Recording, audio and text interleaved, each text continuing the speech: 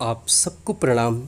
आइए महात्मा आनंद स्वामी की जीवनी से हम ये जानें कि एक गायत्री साधक को उनके जीवन में क्या क्या लाभ मिलते हैं, क्या क्या वरदान माँ भगवती, माँ गायत्री अपने साधक को देती है।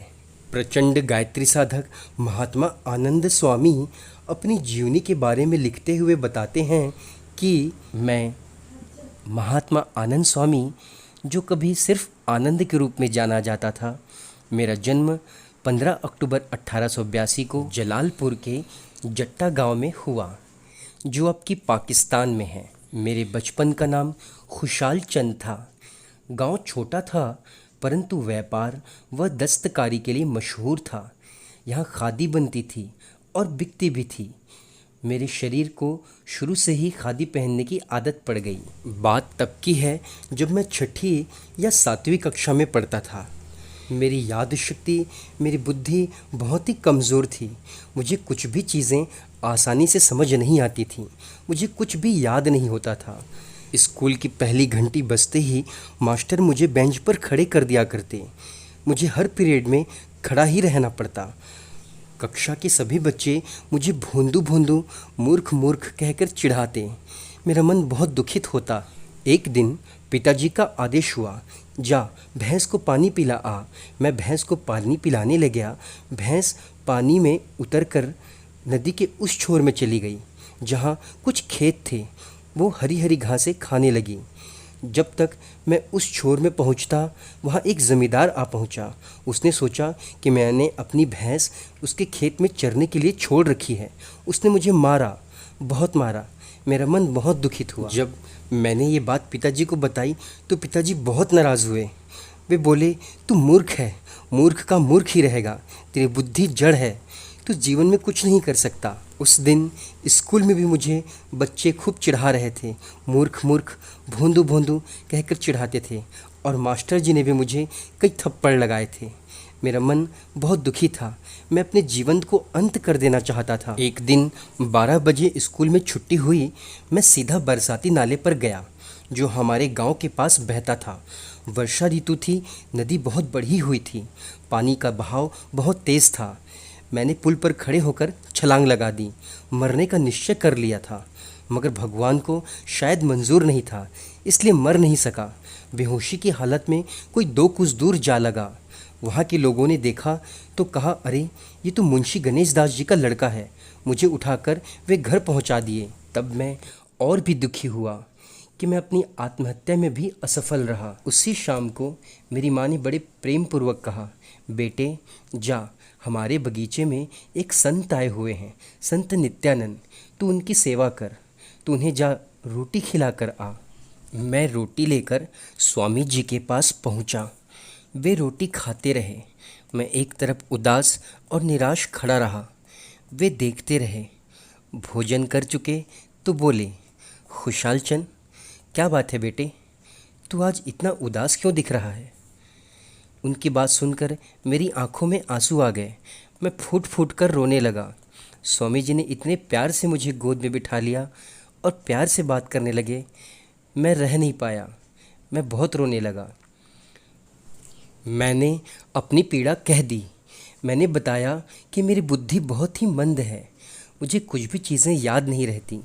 ये सुनकर स्वामी जी खिलखिलाकर हंस पड़े। बोले, बस इतनी सी बात, अरे इसका इलाज तो है मेरे पास। और उन्होंने कागज़ में गायत्री मंत्र लिख करके दिया और बोले, बेटा ध्यान से सुन, गायत्री कामधेनु है, जो गायत्री जपता है उसे 9 वरदान मिलते हैं। प्रखर बुद्धि, धन संपदा, यश, मान सम्मान, कीर्ति, स्वास्थ्य लाभ, स्वस्थ शरीर और भगवान की प्राप्ति, ये सभी चीज़ें एक गायत्री साधक को मिल जाती हैं। मैंने उनकी बातें गांठ बांध ली और तब से रोज़ सुबह 4 बजे उठकर नहा धोकर गायत्री मंत्र का जप करने लगा। धीरे धीरे मुझे ये चीज़ें अच्छी लगने लगीं, लेकिन कुछ समस्याएं आती थीं, जैसे मुझे नींद और झपकियां आती थीं। तो मैंने उसका एक उपाय निकाला। तब मेरी चोटी लंबी हुआ करती थी। मैंने अपनी चोटी का एक सिरा रस्सी से बांधकर दूसरा सिरा छत में बांस की बल्ली से बांध दिया करता था। और जब मुझे झपकी आती तो मेरी चोटी खिंच जाती थी और मैं नींद से जग जाता था, सावधान हो जाता था और जप करने लगता था। इस तरह मैंने कुछ 6 माह ही जप किए होंगे कि मुझे मेरी बुद्धि में कुछ परिवर्तन महसूस होने लगा। अब मुझे चीज़ें याद होने लगीं। अब की बार जब वार्षिक परीक्षा हुए तो मेरे अंक सबसे अधिक आए। मास्टर जी ने पूछा, तूने कहीं नकल तो नहीं लगाई? मैंने कहा, नहीं मास्टर जी, केवल गायत्री का जप किया।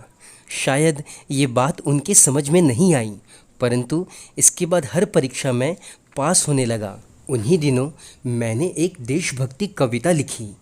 हमारे मास्टर काका राम जी थे। मैंने उन्हें यह कविता दिखाई।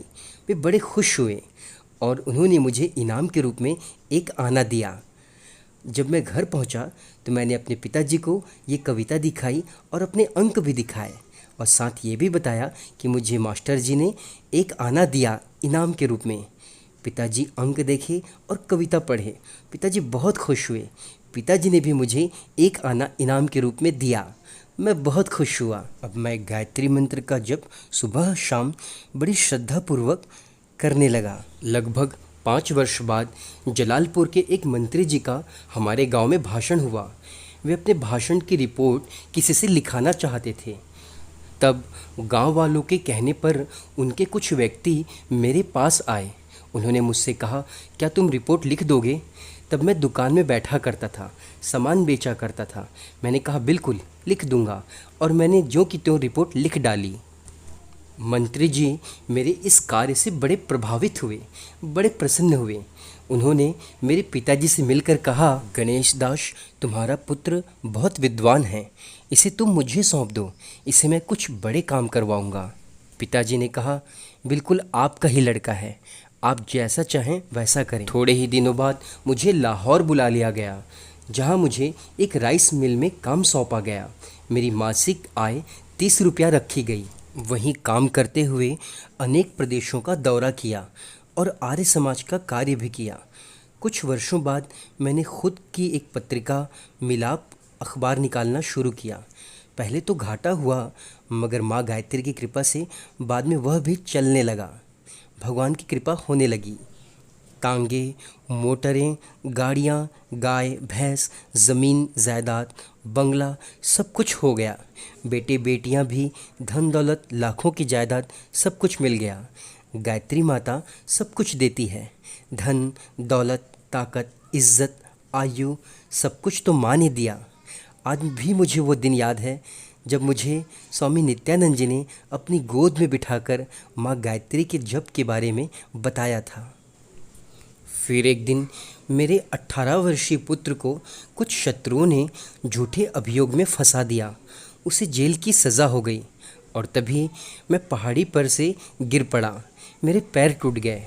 हॉस्पिटल में एडमिट होकर मैं मन ही मन ध्यानपूर्वक माँ गायत्री से प्रार्थना किया करता, हे माँ, मेरे बालक की रक्षा करो, हे माँ, मेरा कल्याण करो।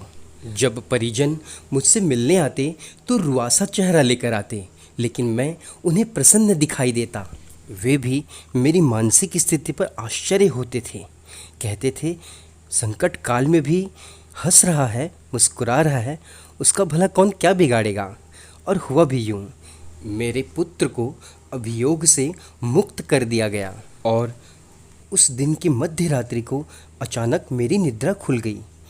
माँ भगवती, माँ गायत्री के स्पष्ट संकेत मेरे कानों में सुनाई पड़ने लगे। माँ का स्पष्ट निर्देश था, हे मेरे पुत्र, चल आ, त्याग इस दुनिया को, मैं तुझे परम पद प्रदान करूँगी, मैं तुझे बैकुंठ प्रदान करूँगी।